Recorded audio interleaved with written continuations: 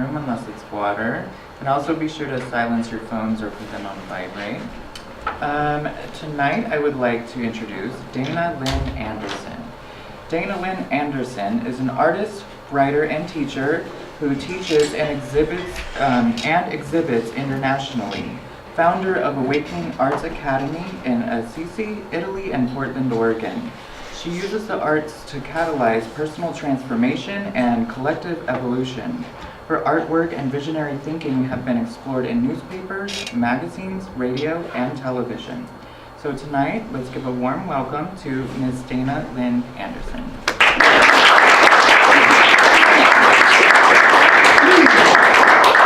Okay, well, I really am happy to have you here, and hopefully we'll get to have the chance to have some fun this evening. I wanted to start us out just with being able to shift gears in our brain from the left brain that's driving us around and making us tense, and just to relax a little. So I'm kind of getting us going on a bit of a beauty bath to start us out. And so these are some paintings, and I'm just going to invite you to breathe and stretch and let yourself settle in and let yourself sink back into that part of you that is in a receptive, open place, allowing beauty and poetic words and thoughts to just kind of sink you into your soul a bit.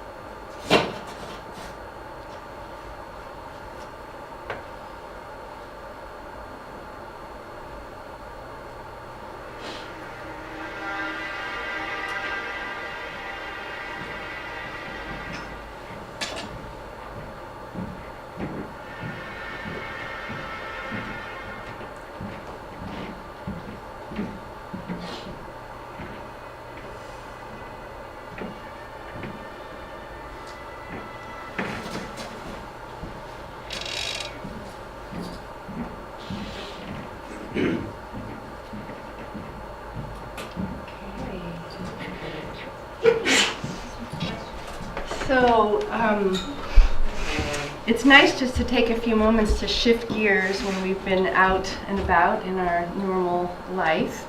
But I wanted to also dive into the topic tonight, which is the use of art and creativity as a means of opening consciousness and a way of working with art and creativity that's a bit upside down from how we learned, most of us, in school and in the culture that we're in. I think we have a fairly strong idea that we have in our culture that you have to be creative and have all of this special magical energy in order to be an artist, and that if you have a lot of creativity, then you can go ahead and go into the arts. And I want to turn that around and say the exact opposite is what I have found to be true. The arts are actually what help to open us so that we can be creative. When we engage in the arts, when we touch the clay, when we pick up the paint, when we make masks, when we dance, when we sing, that's when our creativity turns on. So it's kind of ironic. We're waiting to be creative so that we can do the arts, when in fact it's jumping into the arts that turns on the creativity in us. And so what we do at the Academy, which I have, there's an art academy in Assisi, Italy, and also one near Portland, Oregon. We've created a space where people come for classes and workshops that all are about opening the vessel of the human being to receive the flow of divine energy, which is creativity. Creativity is really our life force energy. It's our prana, it's our chi, it's our vitality. And when we have that constricted and clogged inside of us, so too are the other aspects of our lives. It can't help but go together. And so we're not helping anybody to get creativity or find creativity. It's already there. It's intrinsic. It's part of being human. It's innate to the human being to have a divine flow of divine creative energy. This is what we are born with. That's why if you give a box of crayons to a 4-year-old, they don't look at you and wonder what to do, right? They start going, right? And if you turn on music, they know what to do. They start dancing. It takes going to school to learn that you don't know how to do these things, right? Then you learn that then you learn that dance is like this particular little sequence of steps, and whatever else you were doing before, that's not dance, you know? And drawing is making this thing on the paper look like that thing over there, making your tree the right color and making sure you get the right shape. And this is a form of art. There's nothing wrong with beautiful art. It takes great talent to create beautiful images, but that is such a tiny little slice of what creativity is about. And unfortunately, we've kind of lumped that together and made it so art and creativity are about this tiny little slice. And so by about 4th grade, you have a few people in the corner of the room that think of themselves as the artists. And they're the ones that can reproduce well, can make pictures match, right? Can make the vase on the table look like a vase on a piece of paper. And the rest of them are like, oh yeah, I'm not into the art anymore. And if that were something as small as, like, I don't know, how to sew leather or something, you know, if it was some little skill, maybe that wouldn't be so tragic. But it's not some little skill. It's like the core of what it means to be a human being, to be creatively open. So when that's cut off, that's kind of a big deal. And that's what I'm hoping through the work that we do here with Awakening Arts to address that. And so Awakening Arts is the name that I chose because it is about awakening through the arts, like you're doing art and you wake up. I mean, really, you become alive again, you become vibrant again, you come out of some ambulant haze and feel yourself vital and sparkling again. But it's also kind of like to the arts themselves going, hello, wake up. Let's get on board with what's really important in this world right now too.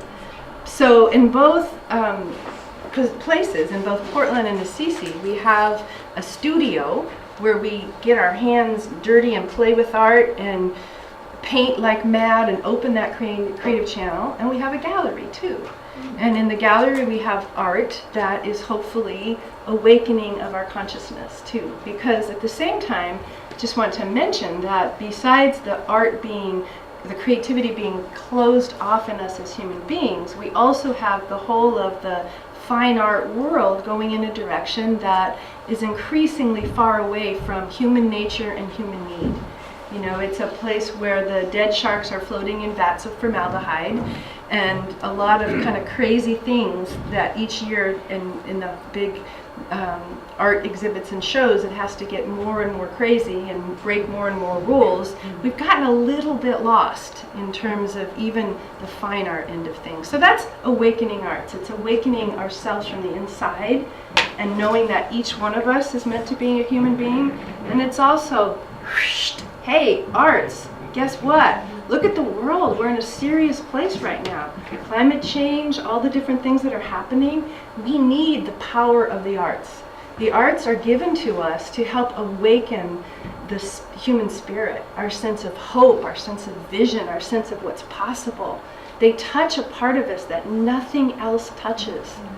That's why when you stand in front of a painting or a sculpture, you're just like, you know, it's wordless, and it touches the wordless yearning of our souls, and it touches our spirit and reminds us of timelessness, infinity, eternity. It reminds us of things that we know, but we forget. And so both are important, the awakening of our own creative channel and the awakening of the vision of the arts. This is a piece that I did. It's actually 8 foot by 8 foot, and it's called Zeitgeist. And it's also kind of a part of what I see in the whole world happening. Zeitgeist is my favorite word, and it means, it's a German word, it means spirit of the times. And it expresses how in any different period of history, there's a particular spirit happening, a zeitgeist, where things are touching and changing in all the different fields at once. It's not as if you could say literature is affecting the art, or the science is affecting the literature, or vice versa, or anything. Because what you see when you study history is everything. This crops up over here, this crops up over here, this is happening here, there, sparking in all of the different fields simultaneously, right? Have you noticed that in your life? I remember I figured this out between 5th and 6th grade, I have to tell you, because in 5th grade we were all supposed to look like Doris Day, and we had like really little tight, you know, culotte pants, and you know, and then all of a sudden in 6th grade, like in 1 year, it was hip huggers, bell bottoms, you know, Janis Joplin, like everything just changed overnight. Whoosh. I mean, that is happening too fast for it to be somebody in the fashion industry influencing somebody over here in the television industry. It's happening everywhere simultaneously. And if we think about what's happening in quantum physics, I don't know if you guys have tuned into this at all, really simple level, particle and wave, right? The difference between, in our generation, our time period, recognizing that things occur both as particles, one at a time, small individual things, and there's also a wave form. And light is both.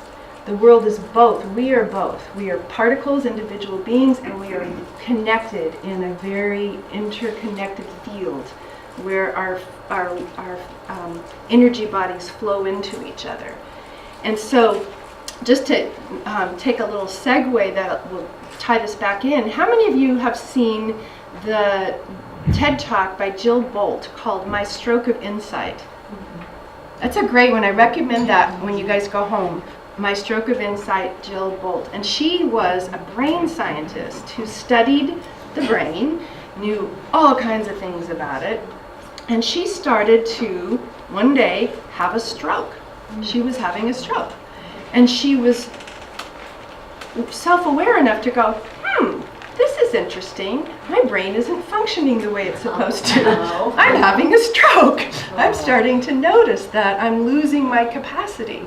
And she talks about going over to call, to pick up the little index card that will give her the number to call, and she's looking at it, and for a second she sees something that letters on a page that somehow her brain remembers makes sense, but then it's like swimming colors and pixels and shapes, and as the brain sort of breaks down, she has this experience of herself as a very fluid energy field interconnecting with other fluid energy fields, and knowing that beneath this sort of momentary illusion of separate particle being, she is part of a whole, an energetic whole.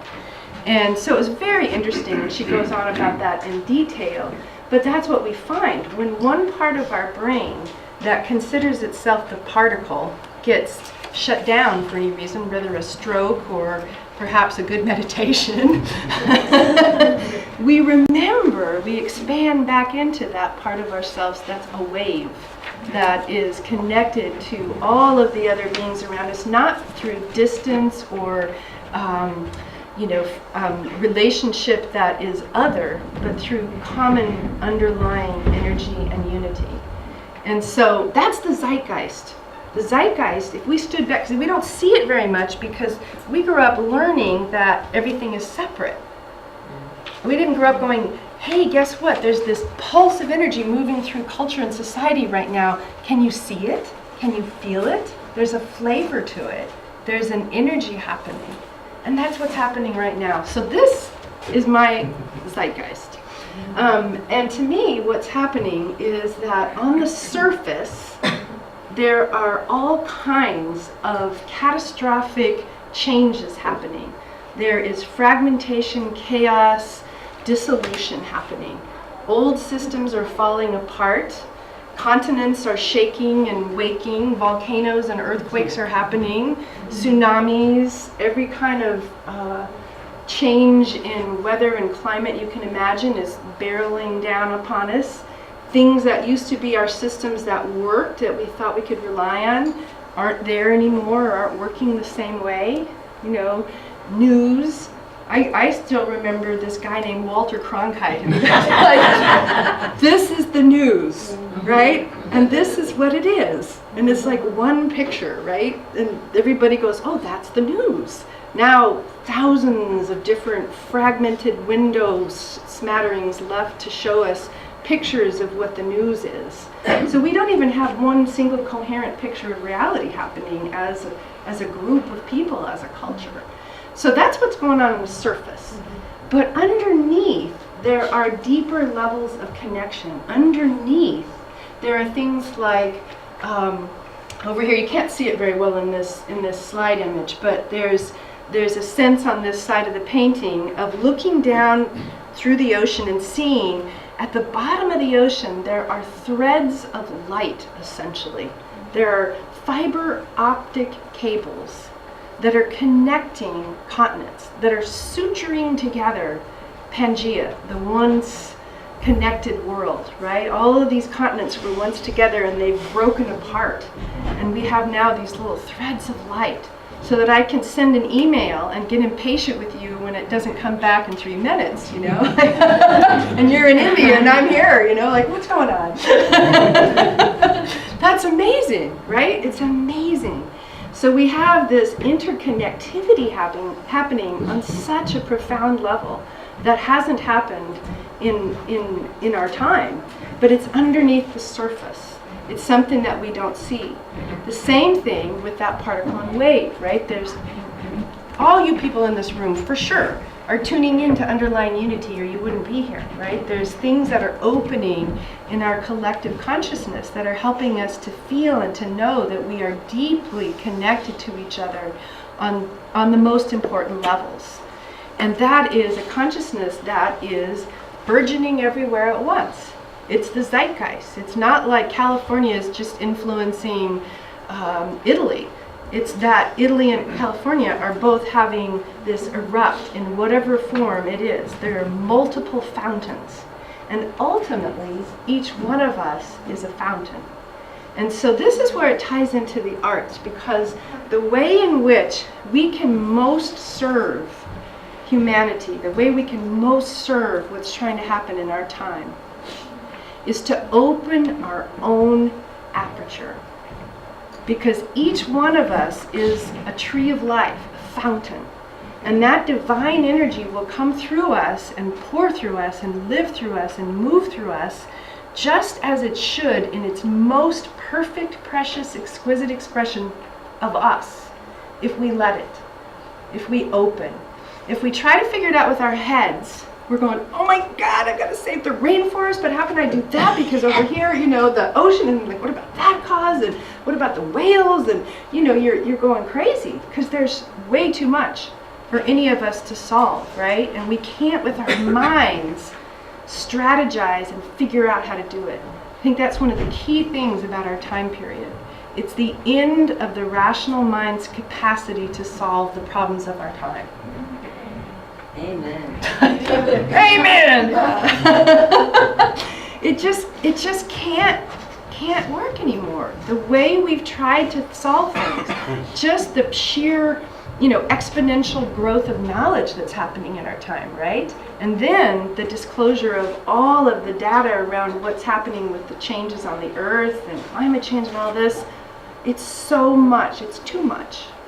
But if we open inside our own channel, our own being, then we don't have to solve it anymore.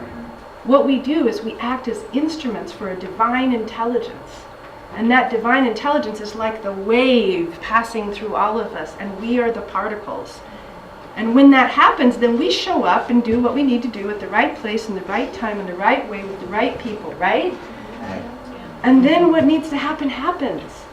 And we don't get in the way of it. And so the difference is shifting from chatty mental hamster brain up here, right? On its little wheel, going, and repeating and fretting and worrying and trying to figure it out, to the heart, to the soul, to the sensibility of our essence. That is why the arts are so helpful, because the arts help us to do that. The arts, in a short period of time, in just moments of time, can put you into a different state of being. I've seen it and witnessed it thousands of times. People come in and they're like stressed, or they're like, I can't be creative, I've never been able to be creative, I'm not an artist, all these different things. And then within 10, 15 minutes, they're like children. And like children is a good place to be as an adult. That's a high state of consciousness.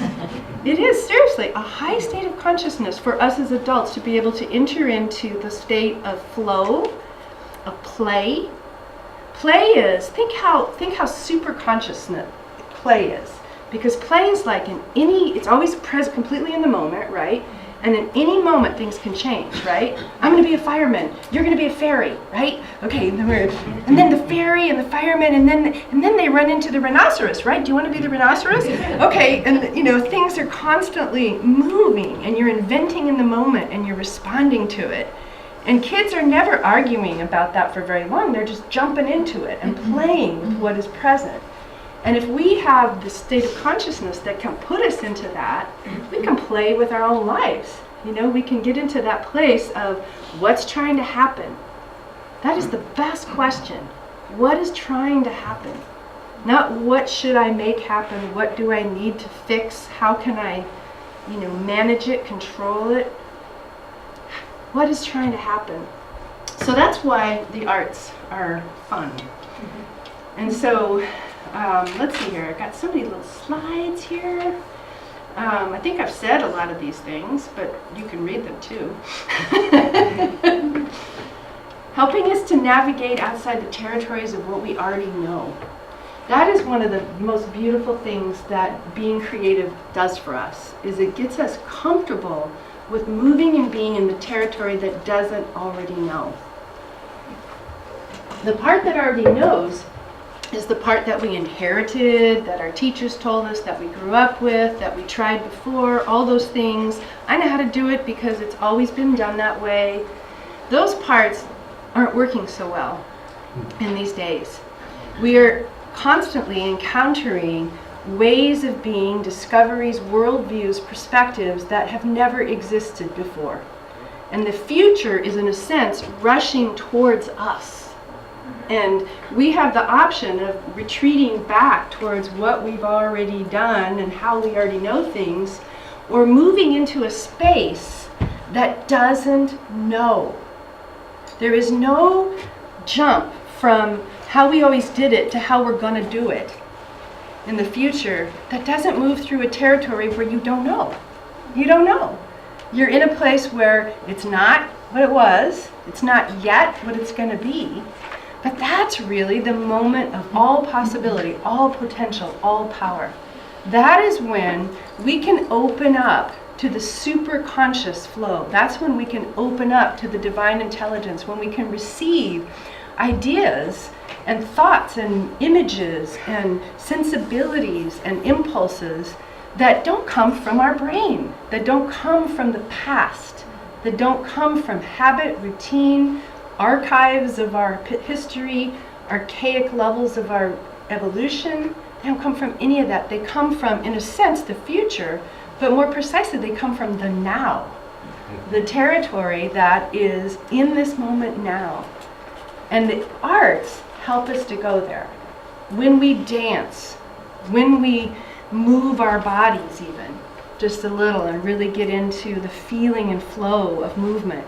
When we pour paint on a paper and watch that paint move around and tip the page and drip and dribble and let colors run into each other, whoosh, your mind lets go and goes into the present, and it's fascinated by the color of red as it encounters the color of orange, and just watches it come together. There's something really special and magical that happens in the process of virtually any creative modality. Same with touching clay or moving it in your hands.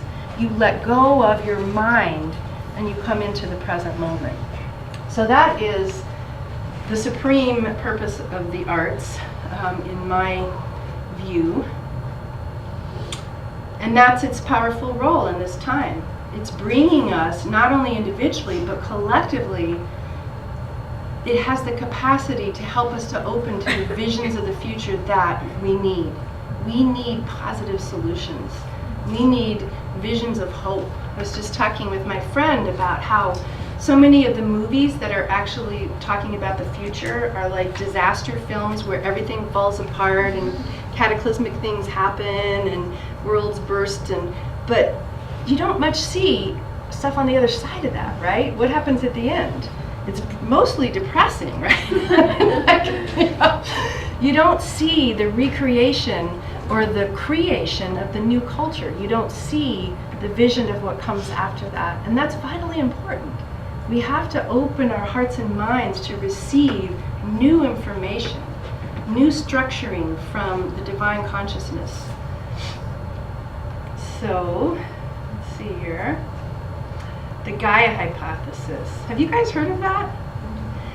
This was this guy, it started out James Lovelock, and it's a scientific theory that has a lot of evidence to corroborate it, and that is that the Earth is a living system, that the Amazon rainforests are the lungs, that there are ways in which it's constantly not a conscious being in the way we're familiar with it, but it's conscious enough to constantly be self-regulating and self-correcting and aware of itself on a certain level as a whole. And so it's called Gaia because Gaia is an ancient word for that concept as well, the divine energy of the earth.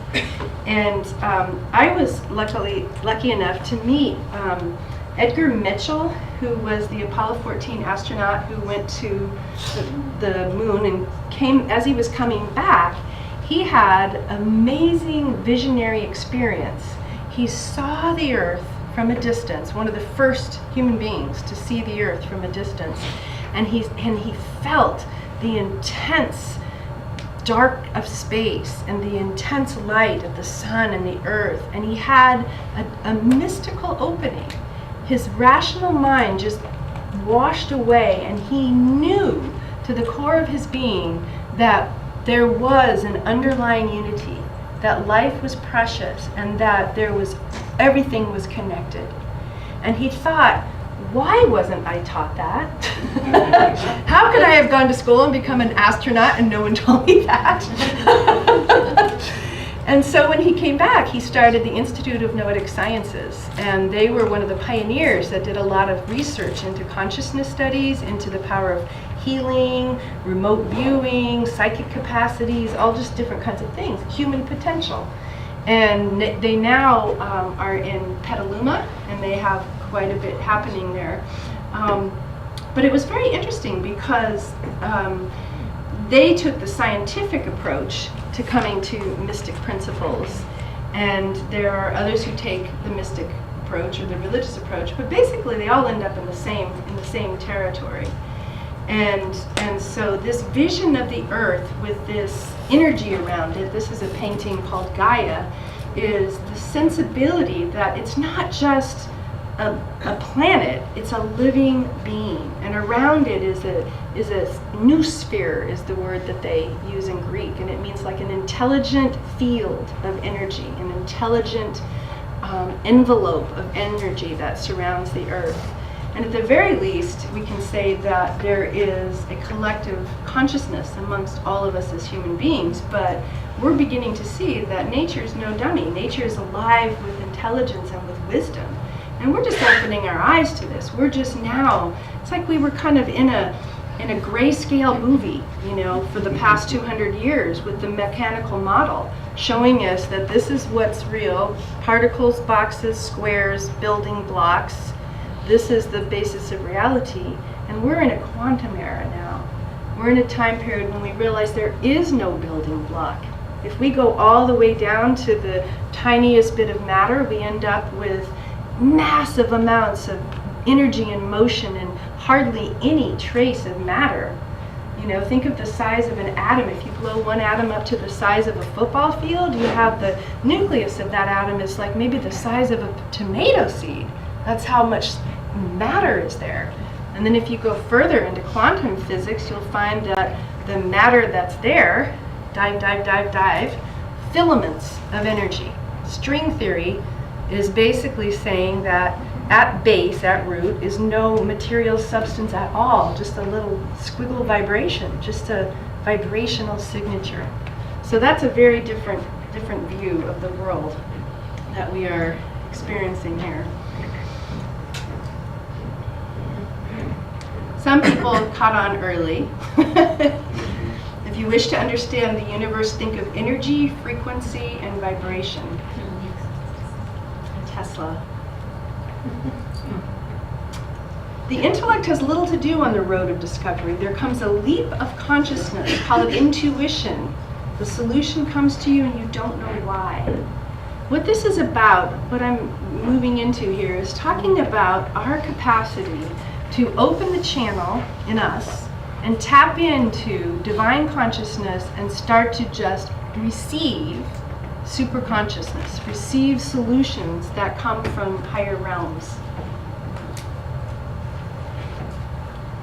My brain is only a receiver. This is the insight that comes when you get out of the gerbil brain. You start to realize that that's just like this interference, like static on the radio. Shut up. And underneath, in that quiet, is a place where we are dialing frequencies. The yogis say that thoughts are universal. That is a really stunning idea. Thoughts are universal. You don't come up with your own content so much as you tune into like a stream of content. So it's sort of like, are you listening to the fear news station that goes, everything, and you start having thought patterns that go with that vibration, right? And then you're like, did I lock the doors? And is someone following me? And your mind just starts to go into these thoughts that come from absorbing and imbibing a vibration of fear. You change the station, dial it over a little different direction. You tune in to inspiration, to heroes, to people who have done noble things with their life. And pretty soon you're thinking, I wonder how I could be of more service. I wonder how I could help. That neighbor of mine, she seems lonely. I'd like to help her. Thoughts come to you, but they're coming in that stream of where you're tuning your vibration. Where are you dialing your receiver? very familiar to people of new thought and to all different kind of scientists. You could talk for a long time about how scientific discoveries occur simultaneously, just like that idea of the zeitgeist. Many, many, many times in the history of science, multiple scientists have stumbled across the same revelation at the same time because they're catching that channel. Even Edison.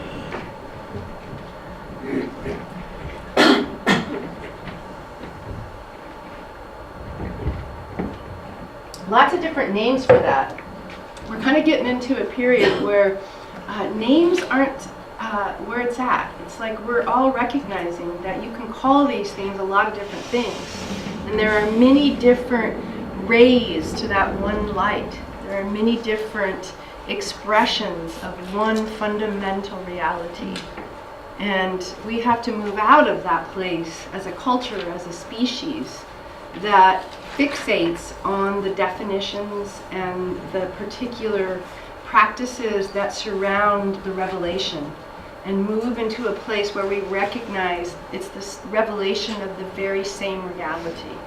And you have a different way of perceiving it, working with it, a different dharma in relationship to it, but it's the same. And that's the fundamental recognition of our times, that we have to come together and recognize. I like that picture. Isn't that beautiful? That's the rest of the art is mine, but this is Kagaya, who's a beautiful Japanese artist, and I couldn't resist because it's so beautiful. Just the beautiful aurora borealis there. Paramahansa Yogananda was a great early saint yogi, one of the first to bring the teachings of yoga to America. There was Vivekananda, and then Yogananda was the first to live in this country and establish a work.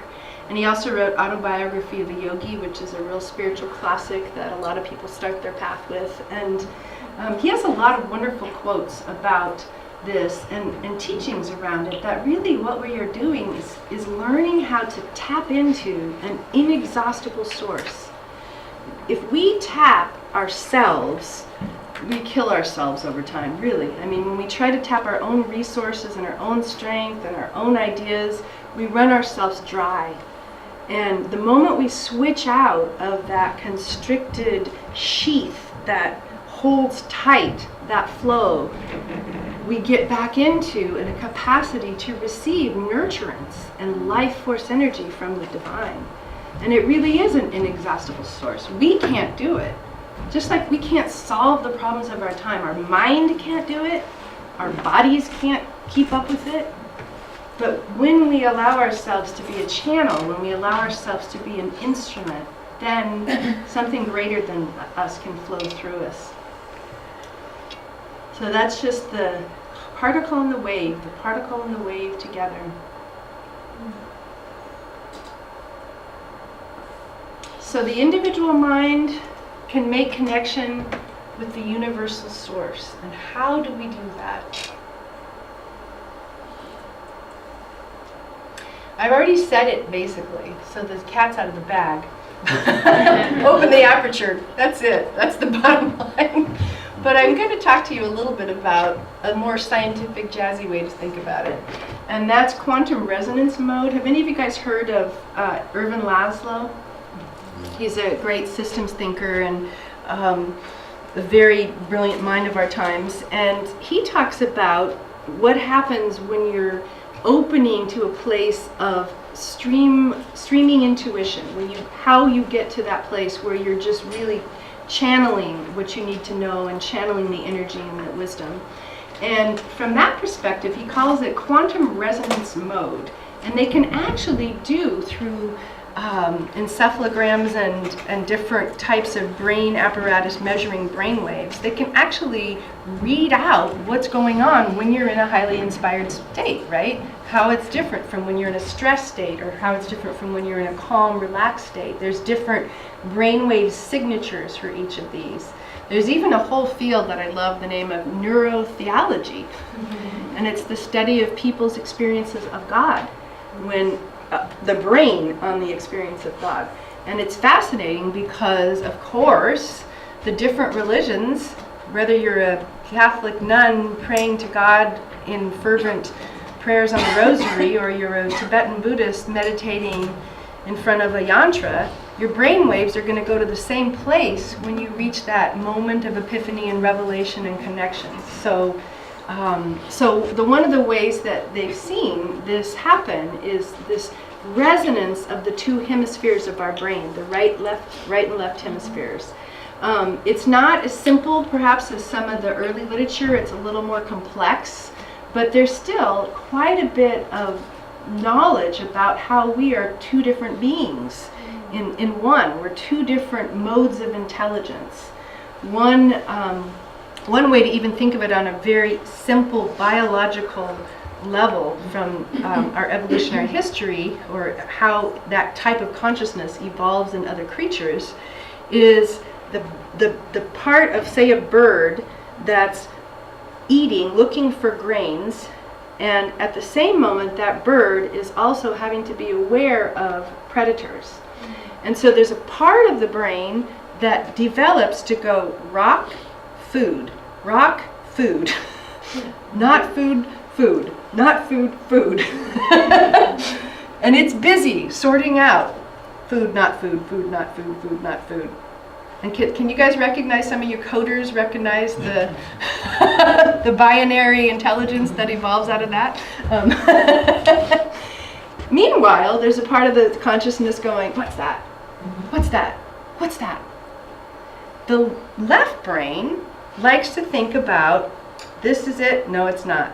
This is it, no it's not. Right, wrong, good, bad, yes, no, me, you. And the right brain likes to go, I wonder what that is. This is interesting. I don't know yet. The right brain is the part that will tolerate ambiguity and in fact hold it open for a long time, because it wants to know. It wants to know, is that a leaf in the wind, or is it a predator? Is that something, coming after me, or is it something like the sun bursting through the sky? So just on a deep level, we have these two different parts of us. On a more recent evolutionary plane, we have the part of us that dissolves, like the Jill Bolt story, into the wave, but also enjoys color and energy and light and sound and spaciousness and movement. And a part of us that enjoys doing taxes. Okay, maybe some of you have that. You can tell which brain is strong in me, huh? But there's lots of great things, that mathematical and many of the skills of language and science. It's just a way of thinking. It helps you. But what really creates brilliance, what really creates that moment of epiphany, is those brains hemispheres in sync. And so, for instance, Albert Einstein, when he died, they decided to study his brain. Poor guy, his brain got a lot of different tests and autopsies and things to look at why was he so smart. And at the time, of course, it was the supersize mentality, so they figured he must have a really big brain. But in fact, his brain was slightly smaller than normal. But there was one really distinct feature of his brain, and it was the tremendous amount of neural fiber that connected the right and the left hemisphere. Mm-hmm. So his brain had a very thick connective tissue between the two. And if you look at how he thought early on, when he was coming up with the theory of relativity, he started with a visualization. He saw himself in an image on a beam of light and carried that image outwardly and kept, imagining what was that like. And so it's the ability to integrate the visual, image, kinesthetic, spatial, connective, underlying unity part of ourselves with the part that can think in a linear, rational way and can take care of what needs to happen and can tell the difference between a rock and dinner. And that's, we have to be able to make those distinctions. So art puts us in a place where we can activate that integration. And I'm going to explain it through just a simple idea of waves and resonance. Waveforms, when they're moving along, if another waveform is moving in the same way, or in a pattern that's harmonious, like 2 little squiggles, 2 little squiggles, 2 little squiggles, 2 little squiggles, just imagining. I'm doing this instead of drawing pictures, but I think you can get it. Then they are in harmony and they resonate. The waves get bigger and the sound gets bigger. It resonates, it creates harmony. When they don't make any pattern, when the waveforms are going along and have no sync of pattern, that's when we get dissonance. So just the basic difference between dissonance and resonance. And when resonance happens, when the waveforms start to sync up and create patterns, what happens is it gets stronger. The waveform becomes deeper, has more amplitude, has more strength. And you guys all recognize this if you've ever been to a symphony or to any kind of concert where they're tuning the instruments, right? There's this moment where it's like, and then whew, just a certain moment, everything comes into resonance. And when that happens, the sound swells, right? It broadens and opens. You can feel it. That's that moment of entrainment. And in that moment, entrainment specifically means that those vibrations that are still in dissonance are suddenly synced in. So entrainment basically means we've got enough harmony, enough strength of resonance that we're going to instantly magnetize the dissonance into that harmony. A similar metaphor visually and from a different field, but it's the same principle, is if you have a lot of magnetic filings in a big magnet.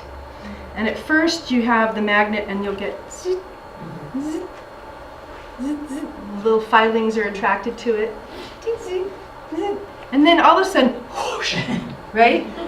All of them at once. And there's many different fields where you'll see that. That's what entrainment is. Entrainment is that moment where everything just goes cataclysmic change, all systems go. It's no longer sequential, it's no longer progressive and successive, it's instantaneous.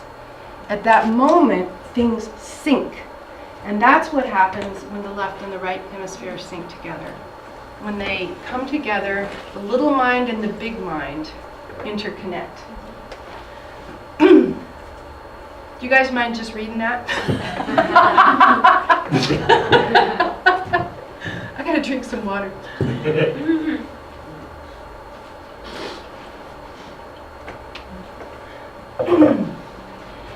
So basically, what we're talking about is taking all the different levels of our life and being that have dissonance. What are some of those things? Like the chattery gerbil brain. That has a lot of dissonance, right? Things that are dissonant are out of alignment, so are places of lack of integrity, are places where we're scattered in different directions that aren't aiming towards the same good. Those are areas of dissonance. And when we bring ourselves into greater harmony, it automatically or synchronistically brings those areas back into wholeness. So the theory of yoga, the theory of modern brain science, of quantum reality, is that we don't have to go about running after all the little dissonant particles and fixing them. We don't have to grab the parts of us that aren't working and make them all work and get therapy for what happened when we were 2 and then run over here and take care of the 7-year-old thing and then, we don't have to fix all of the different broken pieces. And in our world, we don't have to run after all of the different broken fragments, like the rainforest over here and the polar bears over there, and make them all work. Because that is an endless project. I mean, seriously, even if we cleared out and cleaned every single thing from this incarnation, we'd just get the next one. I mean, it's like bottomless, right? But if you come to the core of your being, if you come to the center of yourself and align with divine intelligence, guess what can happen? All of those filings to the magnet, all of those dissonant waveforms of the instruments out of tune, brought into the strength of the wholeness. So one of the most important good news pieces of information in all of the known universe is that harmony and resonance bring about entrainment. If we move in the direction of harmony, we create greater resonance, greater strength of being, greater connection, greater capacity to influence the world, and we attune and connect back into wholeness in a snap versus 8 million years, which is a great difference. Because it all takes time if you go after all the particles. It takes a heck of a lot of time. It's an almost Herculean, impossible task. But it's not impossible for there to be an instant of grace that brings it back into wholeness, that brings it back into that resonance.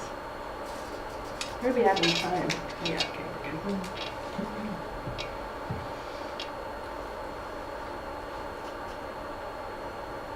So, guess where you get to that quantum resonance mode? Create a flow. The arts, yeah, exactly. Meditation, time in nature, those are also good ways.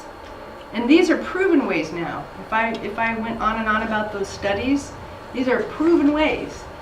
We can show that if you want to do this, this is what you do. You go out into nature, you meditate, or you do art. Or sports, sometimes types of sports also, like running or swimming, moving the body through space and activating the whole vitality of the body. And so I'd like to begin to show you just little bits and pieces of play in the studio.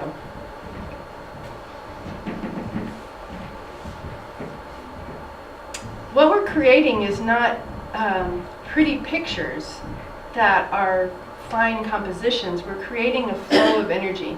But don't worry about that. That's for me to remember stuff.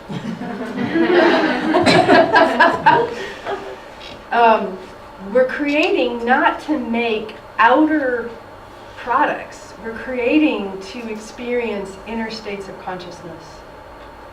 And I love the fact that we have all different ages in these classes. This particular class, you can't see it in this picture, but we had the woman in front is 86, and we had a 16-year-old over here on this other table. A whole range of ages. And all of that just melts away. The difference of that melts away. And everybody's just sharing and connecting. And that's healing in itself.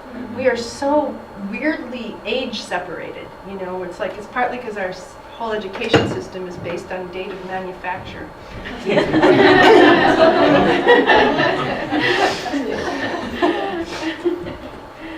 So spending time in open, flowing, and receptive states.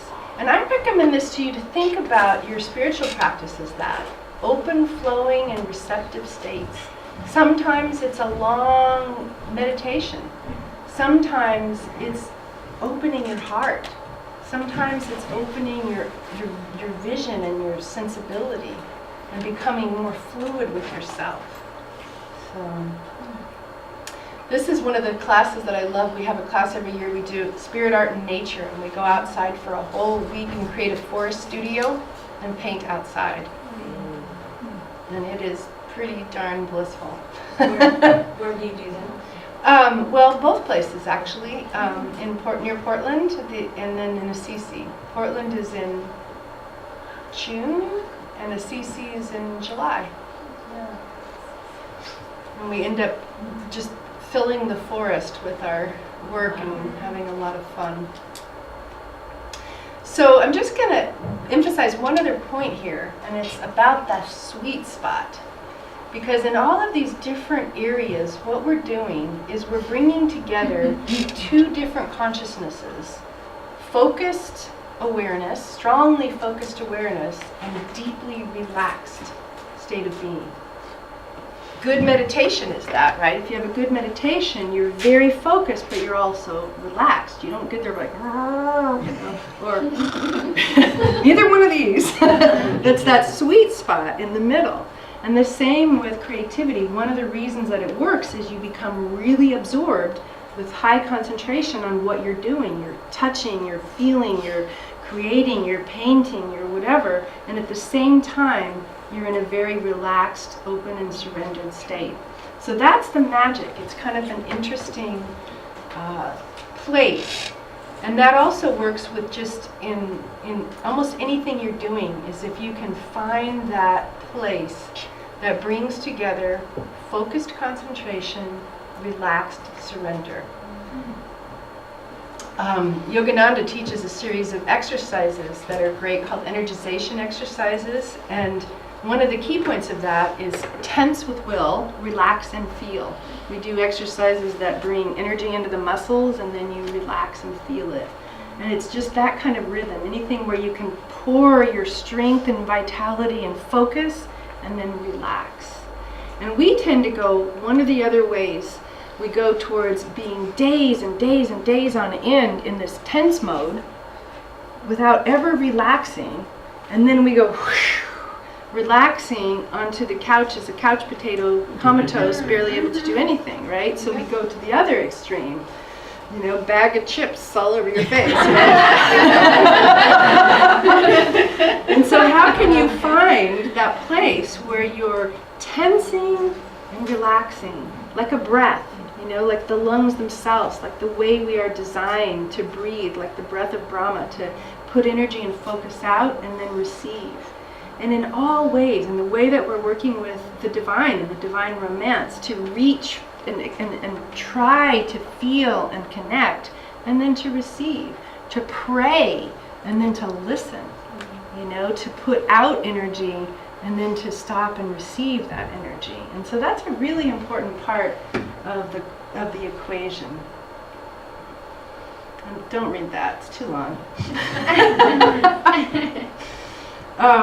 So just to say that I feel that, like, one of the things that comes up in the classes that we do, we go to deep levels. Deep levels happen, and beautiful, powerful healings happen, and different experiences that kind of just peel the onion away. But one of the things that I've found is that as you really dive into the creative opening and to the awakening, you start to experience just deeper emotional, that's not quite the way, but deeper feelings that are closer to your soul. And they're things like feeling sad for the moment you left the divine oneness. Feeling sad for that moment. And that's the right kind of sadness to have. There are certain deeper inner core feelings that it's important for us to have, right? And I believe, just having done this work over a long period of time, that's what we're actually feeling deep down, are some of these core experiences of relationship to the divine itself. But we don't go there, and we cover it up, and we come out here and we get sad because we don't get our toy, which is not really why we're sad. Do you see what I'm saying? We're sad because something deeper is happening, but we're not living on that level. We're living out here. And so art and creativity as a vehicle for self-exploration, self-discovery takes us closer and closer to the core of our soul. And there, those feelings that we have at that level are profound, and they help us to wake up and do what needs to be done in order to come back home. They help us to feel our true sadness, our true yearning, our true longing, what it is we're really concerned with underneath all of these layers out here that are kind of full of stories about what it is we're really caring about. So I want to end with one other thought form, I guess, and that's the importance of, as human beings, especially right now in our culture, learning, relearning, remembering how to generate culture. Because we have, for the past few decades, really gotten into a mode in which we are simply consuming culture all the time. 50, 100 years ago, people heard music live, right? Which meant a bunch of people were playing the music together. And now you're just listening to it. And there's very little live music happening in proportion to how much is a few people in a studio and a bunch of people with, headphones, right? The generation of culture together has really gone down. Same with art and creativity, it's like in all these different ways, we're not actually getting out there and doing it and letting our own bodies and beings and minds and hearts generate culture. We're turning on screens and letting ourselves just drink in what's being given. And what I have seen over time is the absolute joy and revelation of creating culture together. That's one of the reasons I live in an Ananda community in both Portland and Assisi, and there's one here that's part of EastWest bookstore in Palo Alto, because people create culture together. We make plays and we do music and we do things together that is actively creating the music, the story, the sound. Sometimes it's really simple, like this was a birthday party, and we all just got out magazines and started playing with it.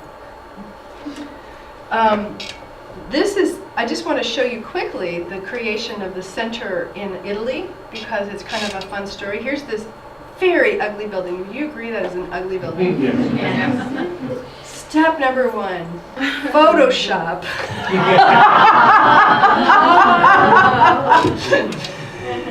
But that's actually, like holding the vision, creating the vision, right? So we show people this so they can get it, and the next thing you know, we're actually creating a space, and we're turning this super ugly warehouse into a space that can begin to be an art center. And even as it's still being built, we have sheetrock on the walls, we're doing arities and playing music and having the different modalities coming together is really valuable.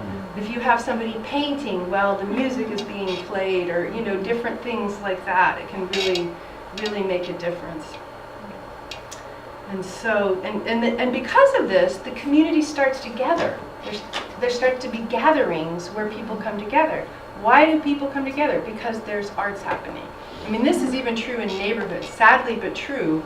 Neighborhoods that get all the artists to move in become culturally vibrant. Everybody wants to be there. Then comes all the money. Out go the artists who can't afford to be there anymore. Just saying. And so things start to happen that bring people together. Dinners, concerts, special events. And people connect in ways that are very different than how you connect when you simply imbibe what's already been created.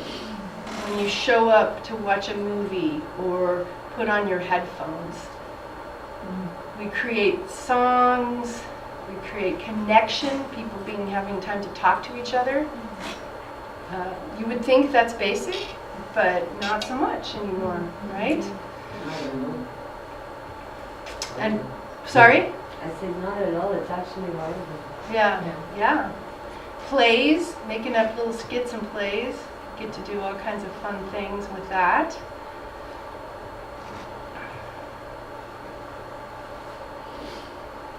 We get very carried away with the plays. This is from our Evening of Enchantment that we have every year, which is where we put together different skits and plays and music concerts. And this year there were several from India, so they did an Indian dance. Our choir. So I'm showing this to you not to say you should all move to these communities, although I can't say I shouldn't recommend it, but that's not why I'm saying it. I'm saying it because I feel like the creation of community is one of the most important things that we do once we open our channels, because we realize that we're not separate, and we start to connect to each other in a very different way. We start to connect to each other as generators, as fountains, as creators, rather than as other consumers. When everybody else is another consumer, we're actually just in competition with them, right? Because they might get more than us, or they might get the first taste, or the best whatever, and it's like you start to be hungry because you're thinking about what can you consume, and to make sure you get yours and make sure you have enough These are the thoughts. That's the stream of thought that starts to happen when you're in the consuming mode, right? Will I have enough? Will I get it? Will I get the best? Will I get the right one? Totally different thoughts start happening when you start creating. You start thinking of other people as collaborators and playmates. And can you come play with me? Can you do the music while I do the dance? You know, can we create something together? And everybody around you starts to look like full spectrum beings that have a lot of talents and abilities, rather than bodies that might get the special discount on Black Friday before you if you don't get in front of them. It's a different perspective. So I just want to round out with some of these fun community experiences that definitely make you laugh. Laughter is also extremely healing. Circle dances. A lot of times improvisational music happens because it's a space. You create a space where creativity is flowing. Somebody shows up with one instrument, someone shows up with another, and you hear music you have never heard before and will never hear again, because it's in that moment being created among people. This was Chris on the one side with a Chinese harp that he was playing completely different than you're supposed to play, and then I have a guitarist, and then the guy with the viola was somebody who played classically all throughout Europe in a very well-known quartet and had never improvised in his whole musical career, had never improvised because he was just trained, you know, super high level. He had the blast coming into the studio and jamming with people and realizing this, it was like a revelation for him. There's a whole other way, you know, to experience music. Kirtans that of course awaken the devotional energies, and that's a beautiful thing to share. Different art experiences, concerts of people who are writing and creating their own music.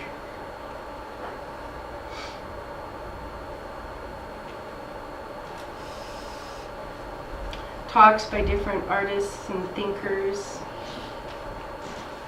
sharing their ideas.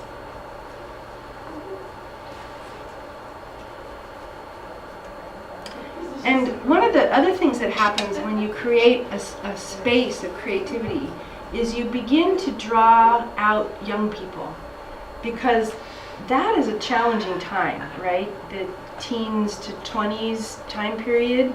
And almost universally, I've found that the real quest of that time period is authenticity.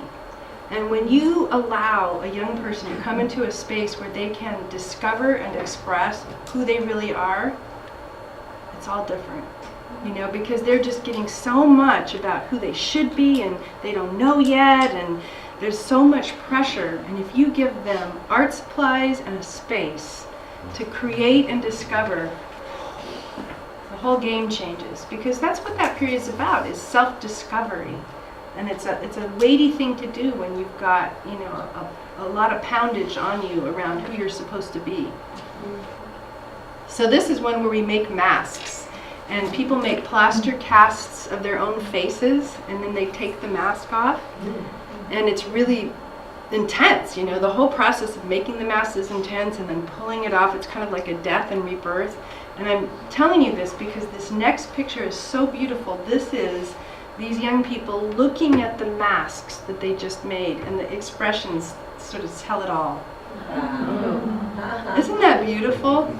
Just feeling and discovering who they really are. It's like a bird. It is. Yeah. Definitely like a bird. Looking at their baby. Yeah, exactly. It's a girl, it's a boy. Yeah, totally. Absolutely. Okay, I'm going to play this short little video clip because I want to give you the feeling of a space where multiple age groups, multiple people, are every single one of them is engaged in their own individual creative expression, interacting, sometimes co-creating, all at the same time. Well, hey, come back here. How do I do that? I push this one. Here we go. This is what I'm going to push. I'm going to push that button.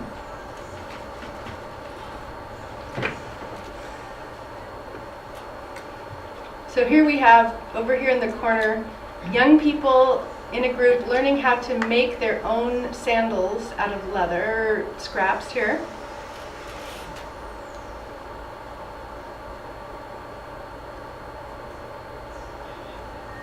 Then we have a group of people creating a mandala out of flower petals and stones and pine cones.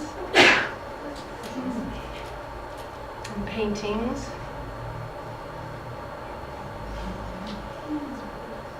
And then in the back we have people working on some different projects of their own. All in the same space, all these different creative energies happening. This is bliss. This is the kind of culture we want to have, that we want to live in. Not necessarily inside of an art studio, I don't mean to be so narrow, but all of us generating and collaborating at the same time in harmony. Not each of us over here with our own little consumption device, right? But connecting with each other, creating with each other, sharing that flow of energy, because then we're all in the zeitgeist. We're in the place where that energy is flowing through the room. I mean, I don't know if you can sense it, but it's palpable. There's a creative energy flowing around and through people. So I leave you with that thought that everyone gets bigger. Each one of us becomes a much more magnificent human being when we connect to our creativity and create culture together out of that. And so I hope that this has helped give you a glimpse of this approach to art and this way of thinking about creativity that's very different than what you might find in a regular art school. Tomorrow, if you have a chance, we're going to be doing a workshop here from 1 to 6 in this room.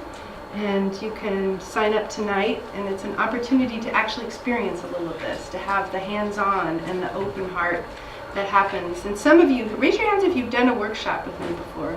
So you can ask some of these people what the experience is like if you want to see it. It's definitely a thing where you don't need to have any creative talent or ability. It's not about that. So don't worry about that. It's about just being, or if you're a human being, you can come. It's made for human beings. And it's just about awakening and opening your own creative channel. So I encourage you to come. And then also, I didn't bring anything to give you my website or anything. So I'm just going to tell you, and you can write it down, and then if you want to, you can sign a piece of paper that leaves your email, and I send out very infrequent emails because I don't ever spend time doing that. But I think your website is listed in the news, in the brochure. Okay, great. Yeah, okay, so you can get that. Yeah, so it's awakeningartsacademy.com. awakeningartsacademy.com. And yeah, thanks, so that you can get it that way. And so we have all different kinds of classes, mostly in those 2 locations, but obviously I travel some, and here I am in California, so you can come to that. All right, thank you so much. Will they tell me about the Findhorn thing next year? Sure. April 2019, we're going to be doing a conference. I'm part of a conference on climate change and consciousness. And that's going to be a pretty spectacular gathering of different people in different sectors that are invited to come together and share and envision together about solutions that come from a realm of consciousness rather than just gerbil brain, but also really important deep thought about that too. There's scientists coming and different people. I'm going to be bringing a performance piece. So I'm working with a multimedia performance piece that's going to happen on the opening night, which I'm excited and terrified about. So. And also, I guess I should ask if you have any questions. Do you have a question? Yeah. Is that in Assisi or Portland? That's actually in Scotland. Findhorn is in Scotland. Oh, yeah. Any other? Yeah. Are you also doing a workshop next weekend in United Church? I was going to, but we didn't have enough people, so I'm not. But next time. Yeah, thanks. Other questions or thoughts, anybody? Okay.